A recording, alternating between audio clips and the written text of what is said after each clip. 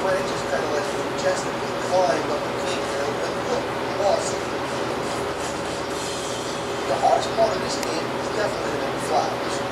Candy, gold, cherry blossoms, okay, which are 100% edible, it's painstaking work. There's a lot of little details in it. So you got one down here, one down here.